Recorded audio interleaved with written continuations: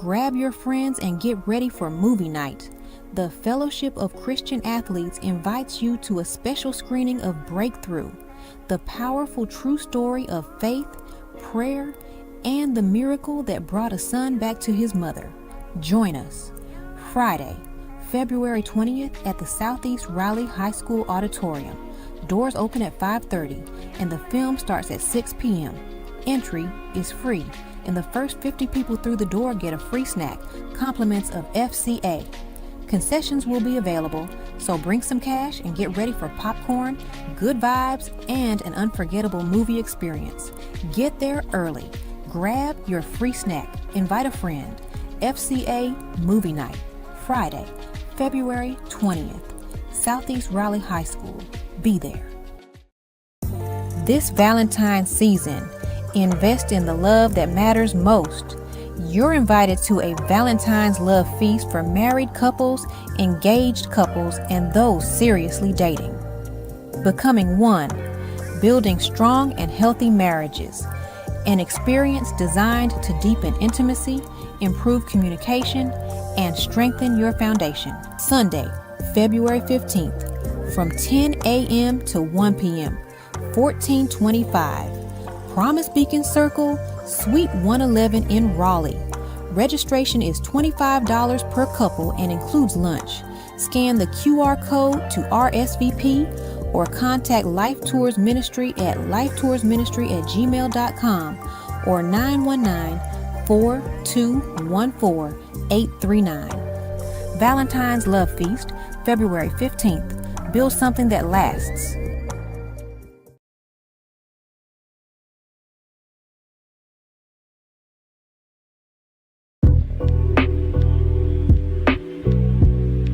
So growing up around racism, did you feel that as a child? Yeah, but I didn't know what I was feeling. Okay. I didn't, like, you remember how I said how they taught us in school about the colors? Yes, sir. That agitated me all the time. I just didn't understand what I was feeling. Right. You know, it made me hate myself. I just didn't understand what I was feeling. Yes, sir. I remember this kid, I won't say his last name, but Ricky, maybe, hopefully he's still alive. I'm rubbing my neck because, well, no, I shouldn't, that's wrong. Ricky, what did Ricky do? Ricky punched me in the face. Chris kicked me in the stomach and messed, no, Ricky messed up the back of my neck, so I got it right, yeah. And Chris kicked me in the stomach. Now, Chris was the black kid, Ricky was the white guy. So it's funny because racism is also internalized too. Yes. And so I experienced, and this is just as a kid, you know, I'm healed from that stuff. That's why I can talk about it and smile, you know, because I mean, yes, sir. Some horrible stuff. But when Ricky hurt me, and then I went home and told my mom, I didn't understand why he did it, but my mom did. The next day, I remember she walked over to his father's truck because we all had to wait to get on the bus. She took me to school that day, not my dad, but she took me to where the bus picked us up. And she went over there and talked to his father. And I can't say what she said because we're in church and I'm mature, but it wasn't good. But I know one thing he did was he hit his son right in front of her. And he was like, we're going to deal with this after school. And so when she came back, then she tried to explain to me what it really was, you know, and later I realized, oh, he's picking on me because of the color, you know, of my skin. Whereas the other kid who did it, he said I was talking too much, you know, and kicked me in the stomach. I can't say what my grandfather did, even though he's gone in statute of limitations, but my grandfather didn't play with people messing with his grandchildren. Yes, sir. My mama didn't play with people messing with her children. And so he dealt with that. You know, it's a different time. I can't do what he had to do then. But then my grandfather told me, he was like, he had to talk to the teacher, and then it was about performance in classes and stuff like that. So then he started telling me about jealousy and how there's some things that he doesn't like that you're doing, and that's why this happened. And so being surrounded by racism in a way where it's people who don't look like me doing something to me, but then also I think dealing with it internalized people who do look like me are doing it. I'm just glad that I learned by the time I got to high school how to at least somewhat express myself. And I'll give people a book that I think that would be cool for them to read by William Sewell. It's called White Liberals, Black Rednecks. One of the reasons why I healed is because I know that kind of behavior that I'm talking about, that the brother look like me did, that's not our behavior. Right. That's not who we are. And just like when we say, man, we street, no, we're not. We've been socialized to be like that. You know, the hood is what the hood is. No, No, actually, no. It became that. You see what I'm saying? And that book in particular, I really encourage people to go look at it so they can see why we are the nerds of the planet and why people are jealous of us and why they want to be us and why we're so rampant. Yes, sir. So, yeah. So moving on to, going to your higher education, like I, named earlier, you have your bachelor's degree from Alabama A&M, your master's degree from Iowa State, and your doctorate degree from NC State. Yes, sir. What challenged you to get so much higher education to where, you've reached the pinnacle of where your education could go, I would say? You understand what I'm saying. I know you're as saying far it right. as school, as far as school, right. Yes, sir. You got your bachelor's, your master's, all the way to your PhD. Yes, sir. What challenged you to go through all of that education? I'm fortunate, at least I can say, I never really actually paid for my education. So I'm thankful for that. That's one of the things that kind of encouraged me to keep going. That I fortunately always either had an assistantship, found a scholarship, or paid for it out of pocket. I had my own money. Mm-hmm. When I went to Alabama A&M and majored in forestry, I had no idea what I was going to do. No idea. So I tell people now, you're 18, 20, 21, and you go, I don't know, you are not alone. And the other thing is that you're not crazy. Yes, because how are sir. you supposed to know what you want to do with the rest of your life when you haven't even lived it yet? Mm-hmm. So, but it was a great department, forestry, forest science, the actual degree, and I got it. And I was on a scholarship with the Forest Service. So the plan was to go and work for them, which I did some of that to pay back the contract. But I really wanted to do something in genetics. That's what caught my attention. Yes, sir. Was genetics. I really liked transgenic trees and, learning about biolistic delivery ways and how to get, DNA into a different organism. I just really liked that. But I had to learn traditional forestry first because that's what they had at the school. So then that's why I went and got my master's, because I was like, well, I want to study what I'm interested in. Right. Do that. Which was great. Did some research for a Japanese paper company at the time, learned about how to grow genetically modified trees and did it myself. Wow. And, we did some great research and stuff like that. Then I did some urban forestry. And what I noticed is when I finished with my master's degree, it was difficult for me to get a job, even though I have this specialty, right? And then I'm part of this network. So one of the things that pushes you to keep going and get education if you have a challenge, like getting employment. Fortunately, I get a job at NC State, by like 2004. And I'm the diversity director of the Community for Diversity at College of Natural Resources at NC State. Long story short, what I saw at the institution was that people with doctorates seemed to, at least from what I understood at first, have the most advantages or access to promotions and different things. After I finished my doctorate, right before I finished my doctorate in education, I realized that the academy's problem is the academy. So this thing that I thought I wanted to move up in, I now understand how it's so problematic. It's how it does hurt people. It is confusing. Yes, it sir. is a rat race now. It's not just trying to elevate your mind. It's more about, I got to get this money, we got to do this research, so on and so forth. So I started my doctorate because I wanted to move up in the university system. When I finished my doctorate, I said I want to use my doctorate to help my people. Amen. My doctorate is a community doctorate. So that's why if someone, like I love working, like for example, here in the region, I love working with the Black Farmers Market that is based in Durham. Yes, sir. The beautiful people over there, Mr. Moses, Miss Henry. I work with them, we write grants together. I put my doctorate to help assist, even though they know more than me. So, it's not like they need me, Yes, sir. But I give my time to help with that because I believe in them and because they've helped me out, I'll use my doctorate, I am ordained, but I don't go out and like promote that and say, bring me into your church, so on and so forth. But if a church wants to, work with me, you see, for me, so it's not about money. It's about how do I help my people. And then my people don't just look like me. My people also go through what I go through. So I try to help, like whoever. It could be an Indian community. It could be an Asian community. I use my doctorate to help folks. Last one I'll say here. It's funny how, even though my doctorate is in education, my BS and my MS technically is forestry, all these years later, I now do more work with landowners, farmers, and growers to use my forestry knowledge to help them now. And so I use all 3 degrees to help out my community. Amen. Amen. Yes, sir. So also teaching, you know, as you said, with NC State, and then becoming a dean of diversity at Yale University. That's Ivy League. It is. You know, we're talking about top schools in our country with NC State. You know, we already know what they do with their environmental studies, and Yale. Yale is Yale. Yale is Yale. So, you know, dealing with educational institutions like that and seeing our HBCUs, what difference do you see in the makeup of a PWI and HBCU, whether one may be more attractive to our African American kids more than an HBCU? Why do you see a PWI maybe being more attractive than their own HBCU, or vice versa? First, if you don't mind, I like to switch something around. You're not saying nothing wrong. I want to switch something around. I'm going to say predominant black colleges and universities. Okay. Historic white institutions. Yes, sir. HWIs. Black CUs. Now, the reason why I did that is because historically, that's actually how HBCUs came to be, because we were not allowed to go to those schools. Right. So it makes me laugh, even now was going on in politics, and they try to make us the ones that's out about race when the other schools actually were. It's not us. Black schools, sir. They always accepted everybody. They always have. So I just wanted to say that, because the experience that Alabama A&M gave me my shot.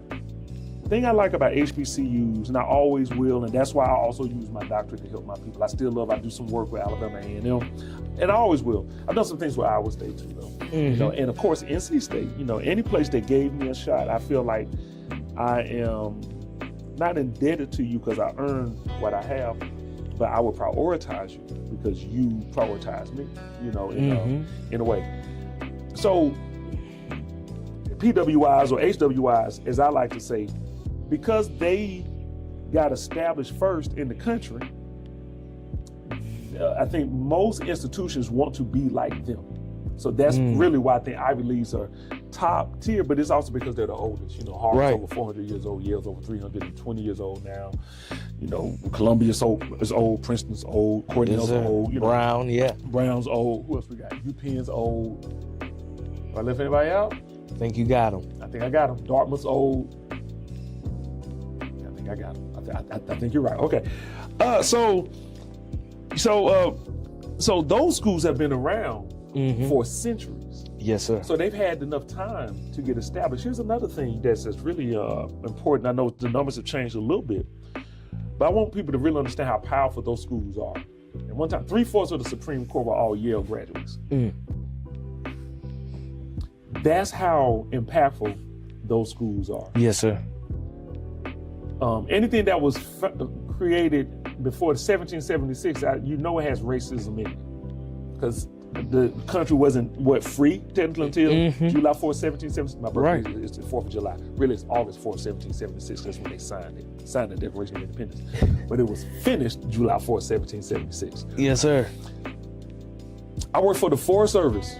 Forest Service was created by the first head of the School of Forestry at Yale University, Gifford Pinchot, 1905.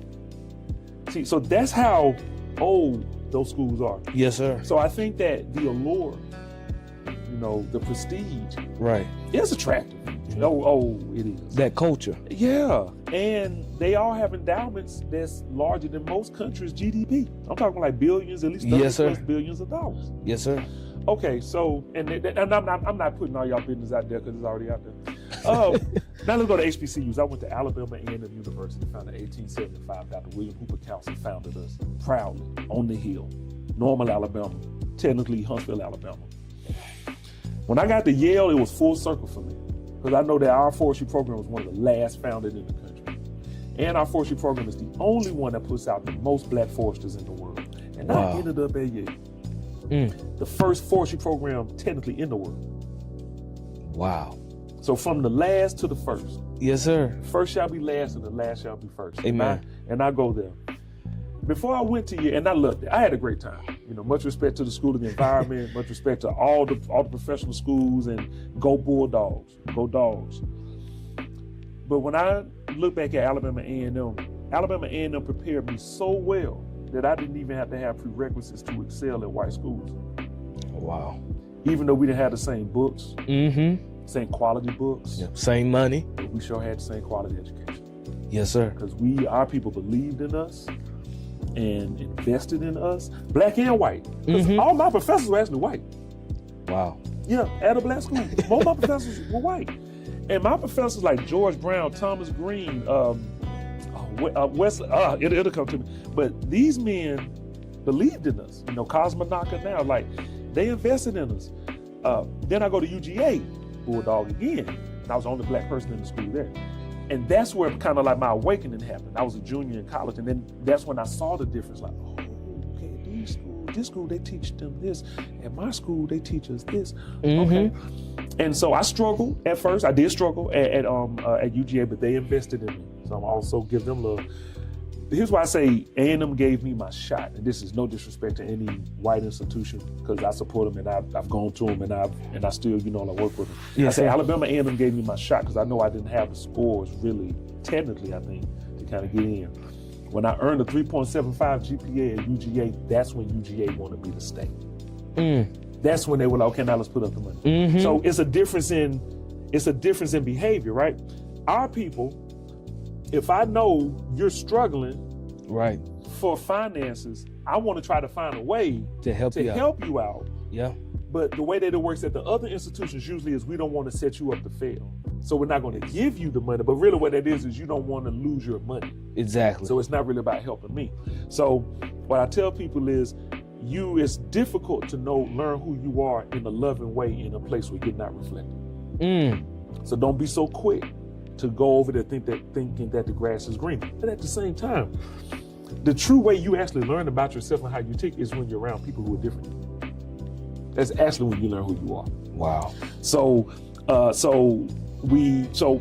see value in both of them.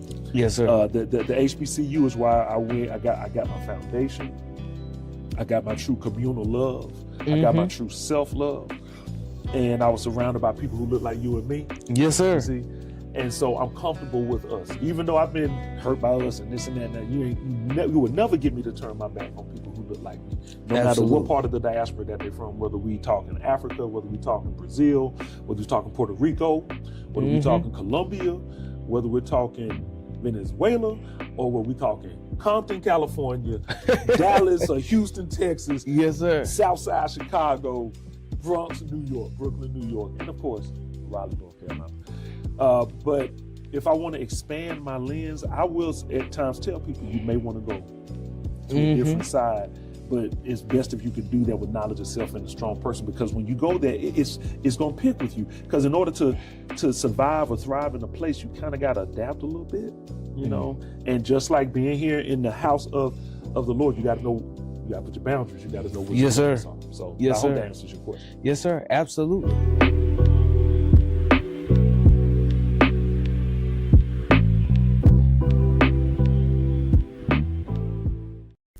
Grab your friends and get ready for movie night. The Fellowship of Christian Athletes invites you to a special screening of Breakthrough, the powerful true story of faith, prayer, and the miracle that brought a son back to his mother. Join us Friday, February 20th at the Southeast Raleigh High School Auditorium. Doors open at 5:30 and the film starts at 6 p.m. Entry is free, and the first 50 people through the door get a free snack, compliments of FCA. Concessions will be available, so bring some cash and get ready for popcorn, good vibes, and an unforgettable movie experience. Get there early. Grab your free snack. Invite a friend. FCA Movie Night, Friday, February 20th, Southeast Raleigh High School. Be there. This Valentine's season, invest in the love that matters most. You're invited to a Valentine's love feast for married couples, engaged couples, and those seriously dating. Becoming one, building strong and healthy marriages. An experience designed to deepen intimacy, improve communication, and strengthen your foundation. Sunday, February 15th, from 10 a.m. to 1 p.m., 1425. Promise Beacon Circle, Suite 111 in Raleigh. Registration is $25 per couple and includes lunch. Scan the QR code to RSVP or contact Life Tours Ministry at lifetoursministry@gmail.com or 919-4214-839. Valentine's Love Feast, February 15th. Build something that lasts.